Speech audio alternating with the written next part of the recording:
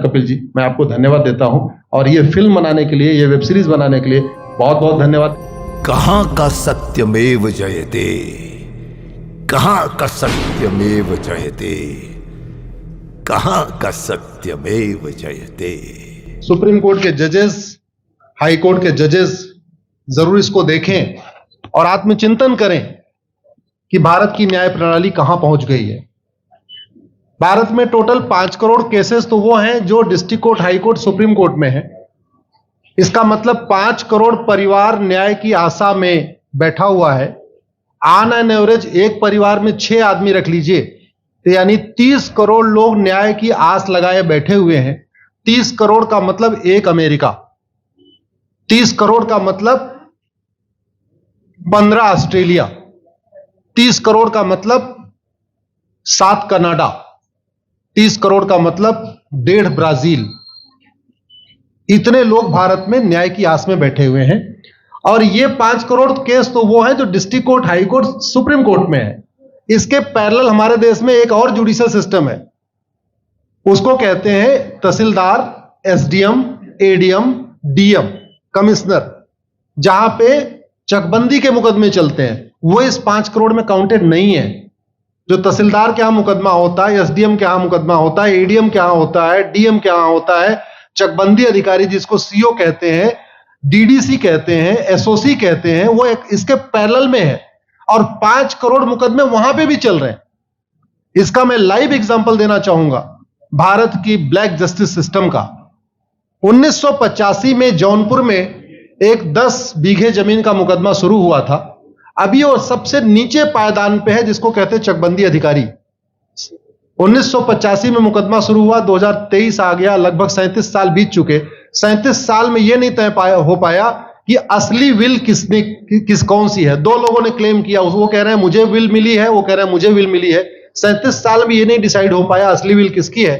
अगर मान लीजिए आज डिसाइड हो जाए तो सीओ के बाद एसओसी, एसओसी के बाद डीडीसी, डीडीसी के बाद हाई कोर्ट, हाई कोर्ट के बाद सुप्रीम कोर्ट, यानी अभी 35 साल और लगेगा, 70 साल लगेगा। सेकंड जनरेशन मुकदमा लड़ रही है, ऑलरेडी सेकंड जनरेशन मुकदमा लड़ रही है और इसी स्पीड से काम हुआ तो मुझे लगता है थर्ड जनरेशन आके मुकदमा जाके तब जाके सुप्रीम कोर्ट पहुंचेगा। दूसरा एग्जांपल, एक ग्लेरिंग एग्जांपल आपको देता हूं। 1971 के वॉर में पाकिस्तान में बम फेंकने वाले, पाकिस्तान के फौजियों के बहुत सारे बैंकर तोड़ने वाले एक कर्नल कबोत्रा है, पंचकुला में रहते हैं। दुश्मनों के उन्होंने दांत तोड़ दिए। आज 2000 से उनके मकान पे किसी ने कब्जा किया हुआ है। 2023 आ चुका है, 23 साल में वो अपने मकान को नहीं छुड़ा पाए। अभी मामला पंचकुला की डिस्ट्रिक्ट कोर्ट में है, उसके बाद चंडीगढ़ हाई कोर्ट जाएगा, फिर सुप्रीम कोर्ट जाएगा। तो 23 साल में वो सबसे नीचे पायदान पे है। वास्तविकता यह है, अंग्रेज चले गए, अंग्रेजी कानून यहीं छोड़ गए, अंग्रेजी व्यवस्था यहीं छोड़ गए। यह व्यवस्था भारत में न्याय देने के लिए नहीं बनी थी। यह जो न्यायिक जुडिशियल सिस्टम था भारत में जो बनाया गया, वो केवल और केवल भारत को लूटने बांटने के लिए बनाया गया था। क्योंकि कानून वही चल रहा है, जुडिशियल सिस्टम वही चल रहा है, इवन हमारा ड्रेस भी वही चल रहा है। अंग्रेज काले कपड़े पहनते थे, हम भी काले कपड़े पहनते हैं। अंग्रेज जून के महीने में उनको गर्मी लगती थी तो 1 महीने छुट्टी करके इंग्लैंड चले जाते थे। आज भी हमारा हाई कोर्ट, सुप्रीम कोर्ट पूरे मई जून बंद रहता है। अंग्रेजों को क्रिसमस के टाइम में दिसंबर में छुट्टी मनाना जाना होता था, 1 महीने छुट्टी कर चले जाते थे। आज भी हमारी हाई कोर्ट, सुप्रीम कोर्ट दिसंबर में, क्रिसमस के टाइम में 15 दिन 20 दिन बंद हो जाती है। तो सोच वही है, किताबें वही है, व्यवस्था वही है, कानून वही है, तो स्वाभाविक सी बात है जस्टिस होगा कहां से? जस्टिस कैसे होगा?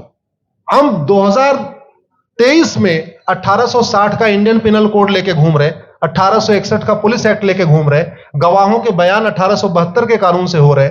हमने सब कुछ वर्ल्ड क्लास कर लिया, लेकिन अपने जस्टिस सिस्टम को कंपेयर करने की कोशिश ही नहीं किया। जितने में एक एयरपोर्ट बनता है, एक एयरपोर्ट बनाने में 25,000 करोड़ की लागत आती है। अगर हमारी सरकारों ने एक एयरपोर्ट की कीमत जुडिशियल सिस्टम पे खर्च कर दिया होता तो हमारी न्यायिक व्यवस्था अच्छी हो गई होती। आज घटिया, चूंकि अकाउंटेबिलिटी नहीं है, जुडिशियल सिस्टम में कोई अकाउंटेबिलिटी नहीं है, किसी के साथ न्याय हो जाए अन्याय हो जाए कोई फर्क नहीं पड़ता।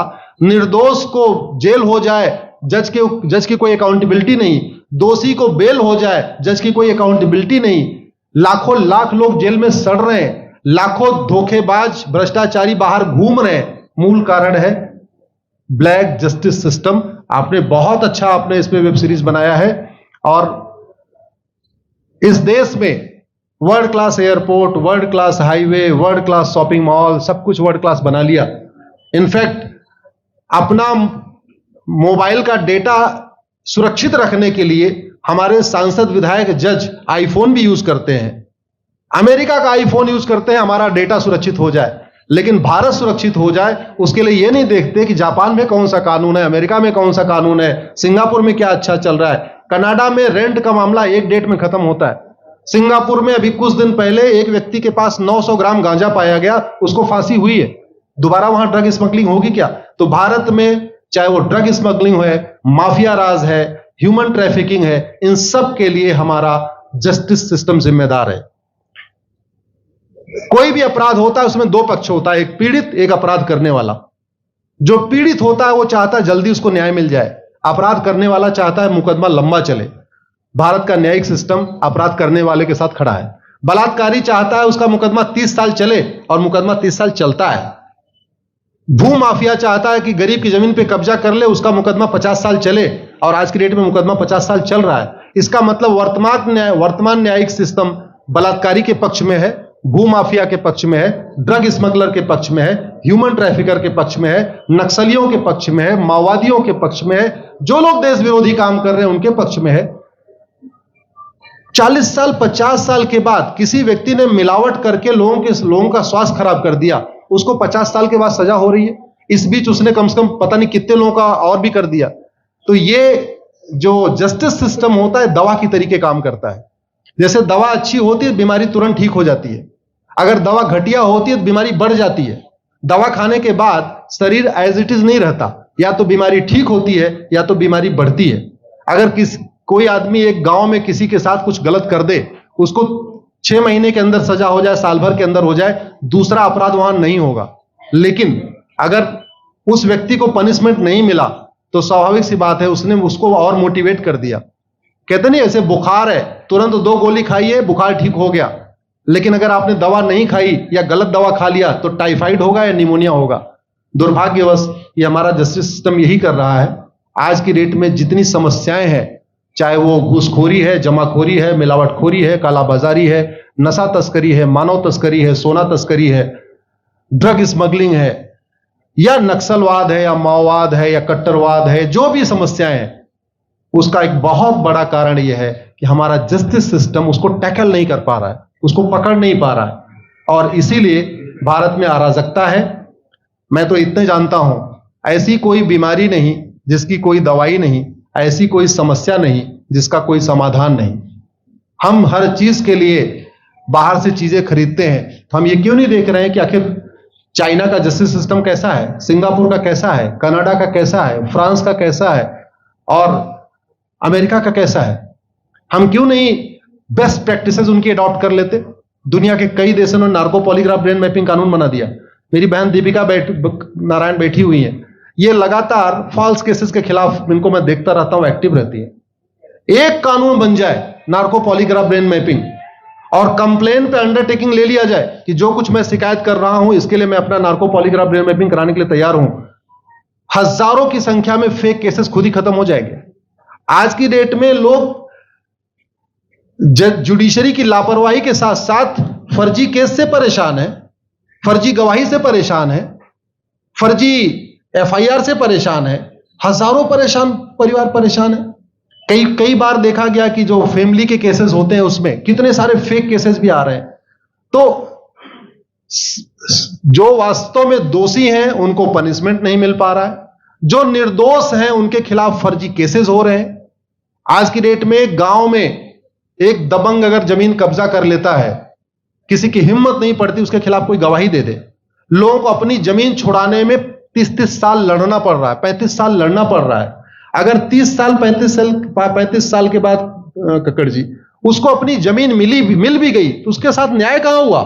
35 साल में उसका टाइम बर्बाद हो गया, 35 साल में उसका पैसा बर्बाद हो गया, 35 साल वो मेंटल ट्रॉमा में रहा, 35 साल उसने तारीख पे तारीख झेली है। और मैं तो डिस्ट्रिक्ट कोर्ट में कई बार जाके देखा, ऐसे परिवारों को देखता हूं जिनके पास बस से आने के लिए पैसा नहीं है, साइकिल से आते हैं। ऐसे परिवारों को देखता हूं जो चाय नहीं पी सकते अपने पैसे से, बेचारे घर से रोटी बांध के और अचार लेके आते हैं, लेकिन वहां मजबूरी में वकील को पैसा देते हैं। तो हमारी कोर्ट कचहरी वास्तव में दलाली का अड्डा बन गया है। हमारी कोर्ट कचहरी भ्रष्टाचार का अड्डा बन गया है।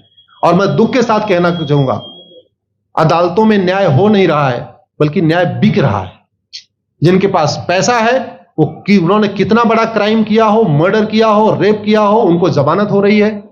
और जिनके पास नहीं है, वो बेचारे जेल में सड़ रहे हैं। कई बार तो देखा गया, मैंने मेरे मर्डर किया एक्स अनंत सिंह ने, लेकिन एक्स अनंत सिंह बाहुबली थे, उन्होंने थानेदार को 20 लाख रुपए दिया, वो वाई अनंत सिंह को लेकर जेल में डाल दिया। नाम वही है। अब उसके बाद क्या हुआ, 20 साल मुकदमा चला और फिर सबूत के अभाव में छूट गया। तो जिसने मर्डर किया वो तो कभी जेल गया ही नहीं। एक निर्दोष जेल गया, 10-20 साल के बाद उसने अपना जमीन बेचा, सब कुछ किया, मां बाप सब कुछ तबाह हो गए, फिर वो सबूत के अभाव में छूट रहा है। तो सबूत के अभाव में अगर 20 साल के बाद छूट भी गया हो, उसका 20 साल कौन लौटाएगा? उसके 20 साल के लिए कौन जिम्मेदार है? उसके 20 साल जो बर्बाद हुआ, उसके लिए संविधान की शपथ लेने वाले जिम्मेदार हैं। संविधान के प्रियम्बल में लिखा है, हम आपको जस्टिस देंगे, हम आपको न्याय देंगे। न्याय देने की जिम्मेदारी किसकी? जिन्होंने शपथ लिया। शपथ कौन लेते हैं? जजेस लेते हैं, सांसद, विधायक, मंत्री लेते हैं। तो आज की डेट में अगर लोगों को न्याय नहीं मिल रहा है, तो इसके लिए वही जिम्मेदार हैं जो संविधान की शपथ लेते हैं। संविधान की शपथ लेने वालों को वेतन, भत्ता, गाड़ी, बंगला इसीलिए मिलता है कि लोगों को न्याय मिल सके, फास्ट जस्टिस मिले, कंप्लीट जस्टिस मिले। अनफॉर्चुनेटली कंप्लीट जस्टिस मिलने में तो 50-60 साल लग जाता है, फास्ट जस्टिस तो सपना हो गया है। इसलिए आज आपने जो ये वेब सीरीज बनाई है, मैं आपको धन्यवाद देता हूं। एक ऐसे विषय पे जिसपे कोई टच नहीं करता, लेकिन जिससे करोड़ों लोग पीड़ित हैं। मैंने कहा ना, 5 करोड़ लोग सीधे district court, high court, supreme court के केसेस से पीड़ित हैं, और 5 करोड़ मुकदमे एसओसी, डीडीसी, तहसीलदार के यहां चल रहा है। तो अगर 5 करोड़ से 30 करोड़ लोग इधर पीड़ित हैं, तो उधर भी पीड़ित है। वास्तव में बहुत बड़ी संख्या भारत में इसी से पीड़ित है।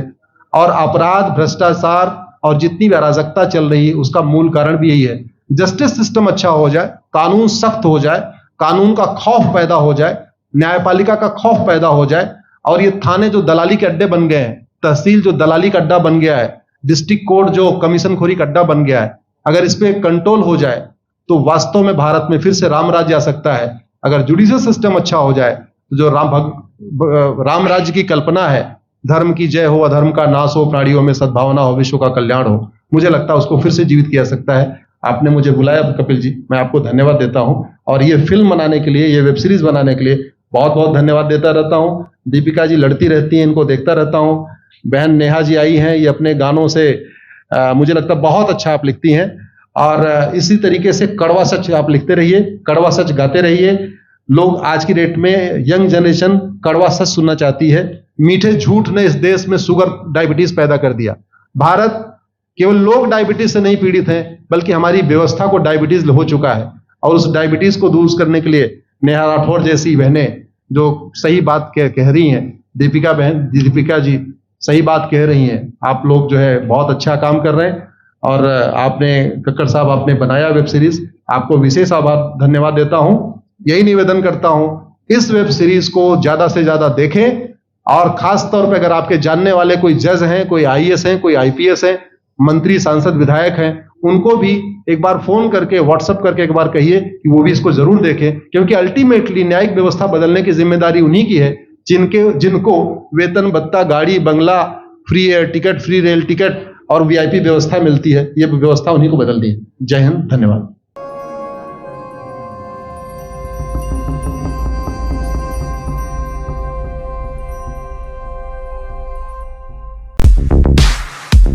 Thank you.